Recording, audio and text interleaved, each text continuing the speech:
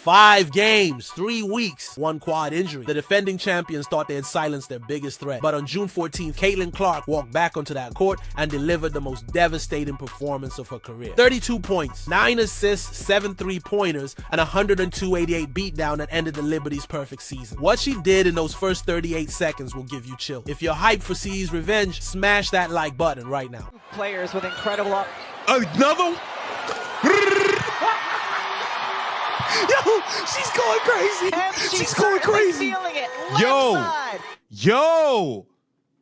Oh, Another long three.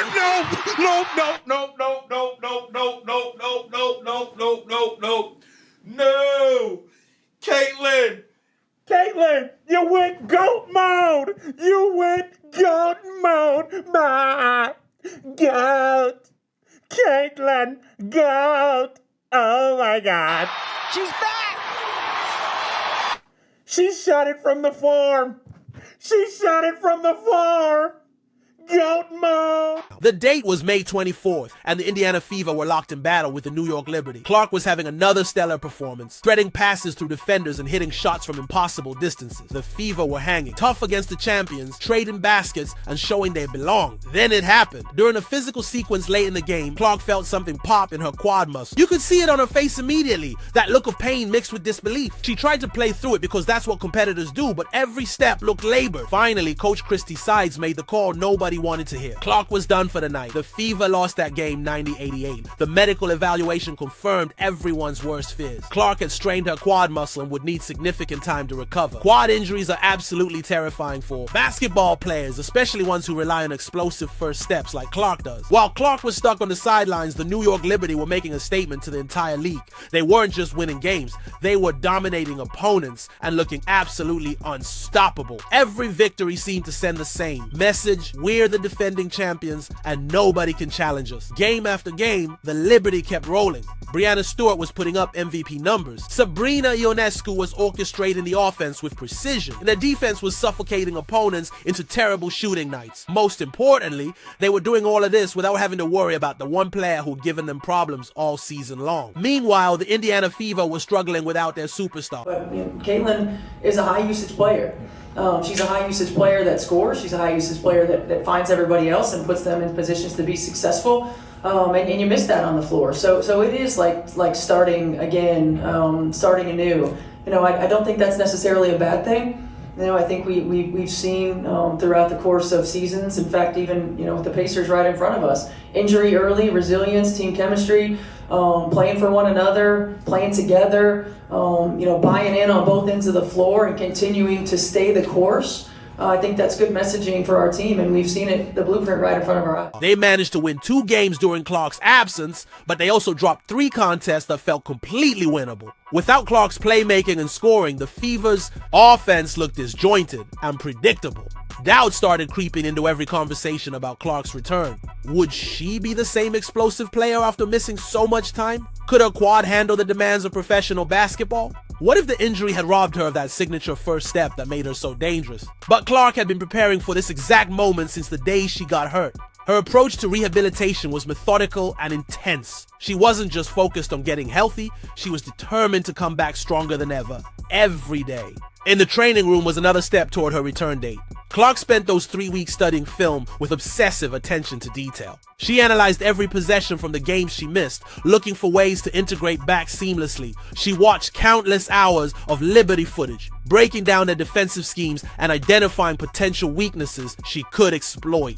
When the Fever finally announced that Clark would return against the New York Liberty, the basketball world immediately took notice. This wasn't just any comeback game. This was the perfect revenge story setup. Same opponent, same building where she originally got hurt, and a chance to spoil the Liberty's perfect season. The anticipation was incredible. Ticket prices skyrocketed. ESPN cleared their schedules for maximum coverage.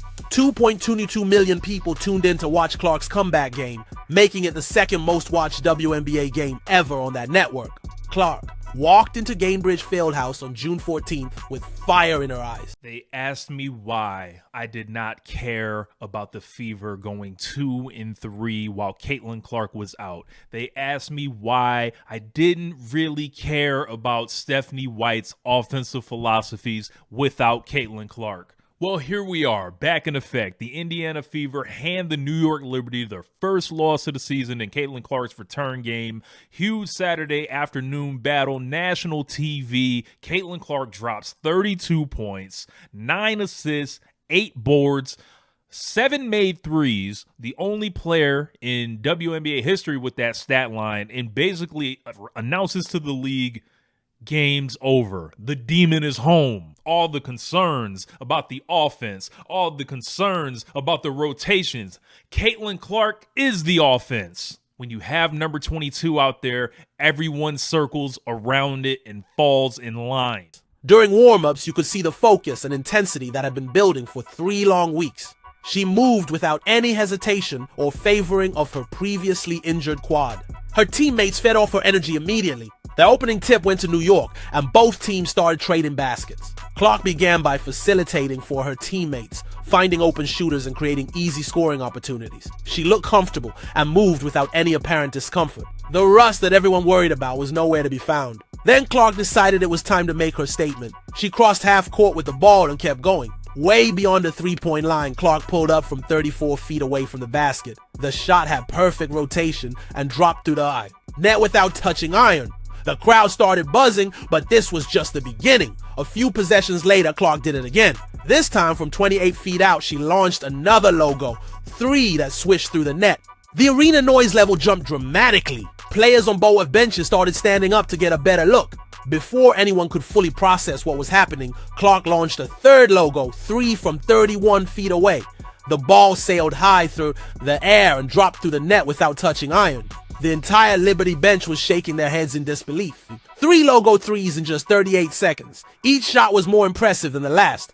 The crowd erupted so loudly the players had to wait for the noise to die down. Even Breanna Stewart was caught on camera smiling and nodding in pure respect for what she had just witnessed. The psychological impact was immediate and devastating. The Liberty went from looking confident to appearing concerned about what they had gotten themselves into. How do you feel physically after finishing that one? I feel good. I thought my rotations were good. Steph got me a couple of breathers, but I feel strong. I felt good. I thought we played a good game. Thought there was a lot we can still improve on, which is really positive for us, but that's how the Fever are supposed to play basketball. Up-tempo, unselfish, working for your teammates, so really proud of our group. Their perfect season was suddenly in serious jeopardy, and they knew it. The momentum had completely shifted in those magical 38 seconds. But those spectacular long-range shots were just the appetizer. Clark's final stat line looked like something from a video game: 32 points, 9 assists, and 8 rebounds in just 31 minutes. She shot 11 of 20 from the field and went 7 of 14 from three-point range, hitting contested shots with hands in her face. Every time the Liberty tried to make a run, Clark had the perfect answer ready. Sometimes it was a clutch three-pointer from way beyond the arc. Other times, it was a perfect assist that led to an easy basket. She controlled the tempo and flow of the entire game from start to finish. This performance put Clark in the WNBA history books, surpassing Candace Parker for the most games with 30 points, 5 assists, and 5 rebounds in a player's first 2 seasons. She wasn't just returning from injury, she had reached a completely new level of basketball excellence. The Indiana Fever proved they were a complete team, ready to compete with anyone when healthy. 5 different Fever players scored in double digits for the first time all season. Kelsey Mitchell added 22 points. Sophie Cunningham returned from her own injury with a plus 31 rating, and Aaliyah Boston dominated with 10 points and 11 rebounds. The Fever made a franchise record 17 three-pointers while shooting 48% from beyond. The arc. The final score of 102-88 told the story of complete domination against the defending champions. The Liberty had not given up 100 points to any opponent all season until this night.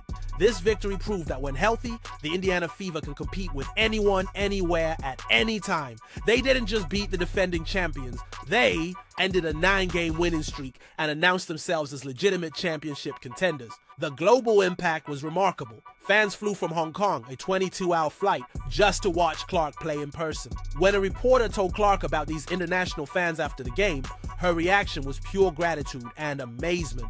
Clark's performance wasn't just about individual excellence, it was about proving that great players find ways to elevate their game when the stakes are highest.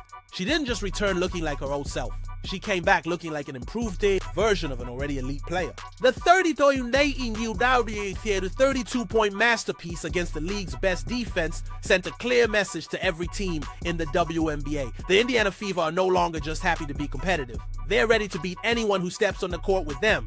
The revenge factor made this victory even sweeter. Getting hurt by the Liberty in May and then returning to end their perfect season in June was the kind of storyline that sports movies are made of. Clark's return proved that some players are simply built different when it comes to handling adversity. The 102-88 beatdown of the undefeated Liberty will go down as one of the most memorable regular season games in WNBA history. It had everything: a superstar returning from injury, an undefeated team getting their first loss, record-breaking performances, and championship implications. Clark's legend continues to grow with every game, but this performance will always hold a special place in basketball history.